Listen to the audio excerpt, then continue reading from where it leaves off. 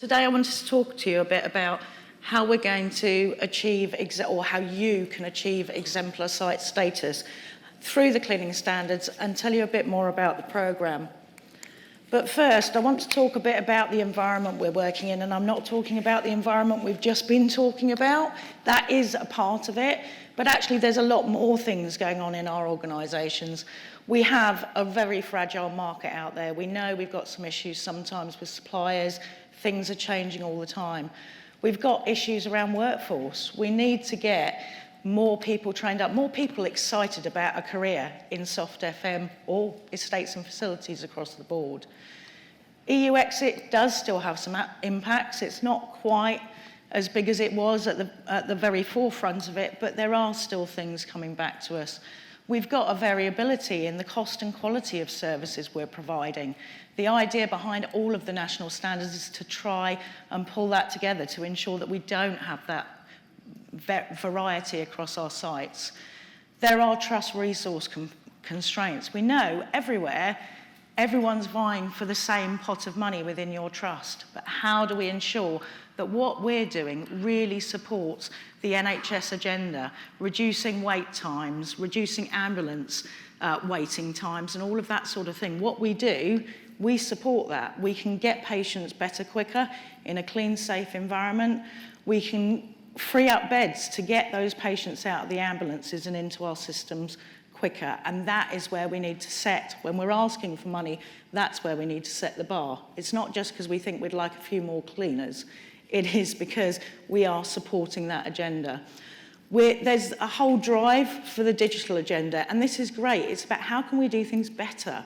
How can we use technology to support everything we're doing? That's not about taking away people's jobs. That's about how can we actually support them to do the job really well and be able to move on to the next one. The changing NHS landscape, it's always going to be changing. That will never change. That's the only constant there. So a little bit about, look at this. So this is the workforce in numbers for soft FM. You notice this big grey patch here. 51% of all soft FM staff in the NHS are domestic staff. They have a role to play in cleaning. That's a huge number, an absolutely huge number. And it shows what we can do and how we can use that workforce. These are some of the general stats out there. So, we spent, 1.3 billion on cleaning in 22-23 across our NHS estate. And remember, people, this is just England. It doesn't include Wales, Scotland, Ireland. This is just for England. We've got the total occupied floor area. It's 7 times that of Tesco's UK shops. We clean an equivalent area the size of Paris every 4 days. It's a massive amount we're doing. We've got 42,000 whole-time equivalents of cleaning staff out there in England, which is basically 1 for every 3.25 beds. We know that average costs of cleaning are changing. They're going up. The way we do things, we're cleaning more. COVID changed a lot of that. So all of these stats show us the massive job we're doing out there. So now, what is the Exemplar Site Programme? So this began just after the DHSC food review, and it was designed to look at hospitals improving their food. But actually, over the last few months, we've sat there and we've said, but a site can be exemplar for anything in soft FM, for cleaning, for portering, for food, for all of that. And it's about how we can work with those sites to improve standards across the whole of the NHS in England.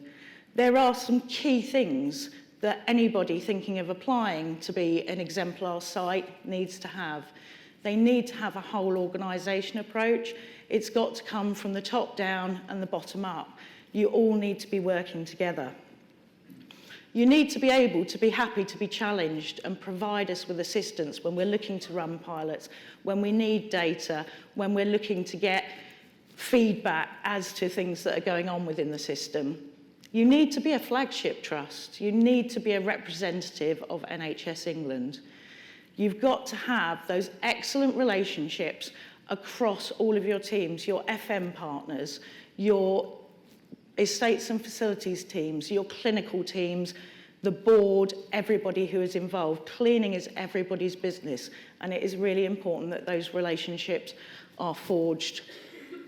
You've got to be prepared to be part of a set of trusts that are stepping forward. They're putting their head above the parapet. They're putting their hands up and saying, look, we do great things. We want to help other organisations do great things. So how does this link in with the national standards? When they came out in 2021, there was a big move towards doing things slightly differently. The ethos that was always there in 2001, when we had our first standards, is still there to this day, but we've improved. We've looked, let's not double up tasks. Let's look at the processes we're using. So efficacy audits, it's very much about not just saying, this looks clean. We're assuring ourselves the processes that we use are complementing that.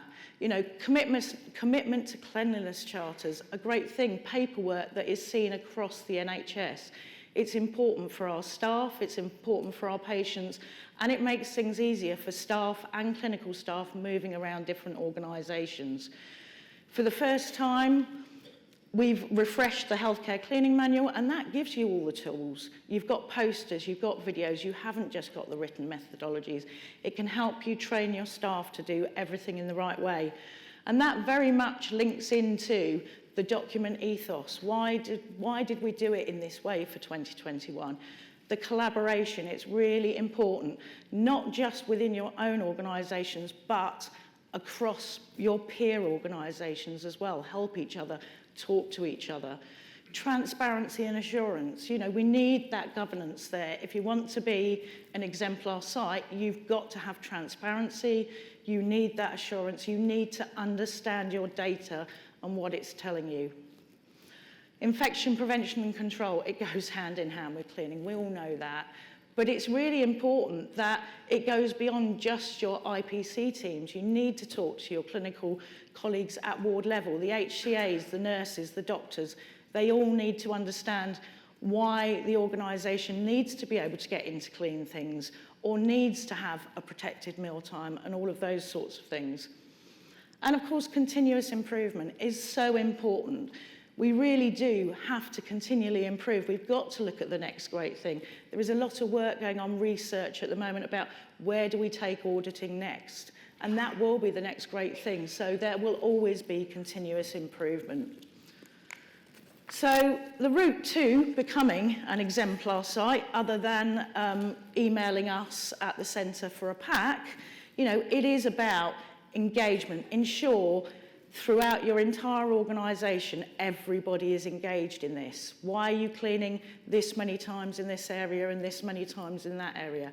Does everybody understand? I know I say cleaning is everybody's responsibility, and it is. If you're walking through a corridor and you see a tissue on the floor, you shouldn't step over it and call the domestics. You just pick it up and you put it in the bin. But there is key accountability for every person that needs to clean, whether that is a nurse, a porter, an estates worker, or a domestic. They will all have key responsibilities and times when they are meant to clean things. They need to know what that is, where that is, and how they should do it. You know, continual cycles of review. It's not enough to just say, right, I've implemented the standards, that's it, they can go dusty on a shelf now. You need to keep looking at that. Your trusts change all the time. How many times have we seen where you walk into a room one day, it's a store cupboard and it's being cleaned to that frequency. 2 weeks later, you go back and audit it and it's now a clinical room and no one's told you. So it's got to be reviewed. You've got to change the frequencies and you need to be in contact with people. It's got to all link in as part of your infection prevention and patient environment steering groups. And that's the way you can talk to the board and talk across the whole organisation. You know, we've talked about a whole hospital approach. That's true. It has to be multidisciplinary. It shouldn't just be estates and facilities teams making the decisions. It shouldn't just be infection prevention. It shouldn't just be clinical teams or boards. It's got to be done together. And of course, trusts, you know, you need to be thinking about root and branch reviews all the time to understand where did you come from? Were you fully compliant with 2007 standards? But be honest. You know, it's no good saying, yes, we're fully compliant, but we stopped doing that 5 years ago and we don't have the money for that anymore. Be honest about that and say, yeah, okay, so we know where we are now. Where do we move to next? What's our next step to get us there? Some of you in this room will be already fully compliant with 2021 standards, but it is about working together to ensure you can fully implement them and then fully embrace the standards as they were meant to be. So we currently have only 2 sites in the whole of England that have achieved exemplar site status. The first one to achieve it was Royal Surrey. And they achieved it by working exactly what I've said. They worked alongside all of the team across themselves as the FM providers, infection prevention, the board, the whole site was involved in developing the policies, the documents and everything they needed, not just for the implementation of the new cleaning standards, but also to become an exemplar site. And this is one of 2 sites that actually has exemplar site status for portering, cleaning and food. So what does that mean? What do you get? You know, because you're probably sitting there thinking, okay, so I do all this work to become an exemplar site. What does that mean for me? Well, what it means is you get a lovely certificate you can display. It's only valid for 2 years because we need to ensure ourselves that people continue to validate themselves.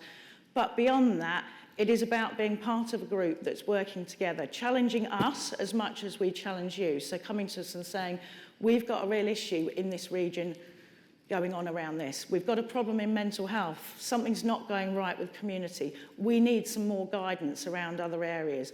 But then the challenge comes back to you guys. It's not just about bringing problems, it's about the solutions. Okay, how do we work together? What can you guys trial or pilot? We might come to you and say, can we have a data set about something? So it's being heavily involved in the national processes that will support everything that comes out to you. Because I always feel the right thing to do is for you to have a hand in it. You will own it then, rather than us just sitting up here going, you just do this, just go off and do it without any consultation. So that is what it means. It's a 2-year programme. This year in September, well, we are in September, so the end of this month, we will be having the first ever Exemplar Group Study Day, which is something that's planned to be an annual thing, and that's all about bringing the learning from an entire year to the Exemplar trusts and getting them all together in a room, a bit of a thank you and a bit of a really good national update from the team. And that, if you would like to apply for the status, you've got the information there, and you can send an email to the Estates and Facilities mailbox for the attention of myself and Phil Shelley, asking for further information.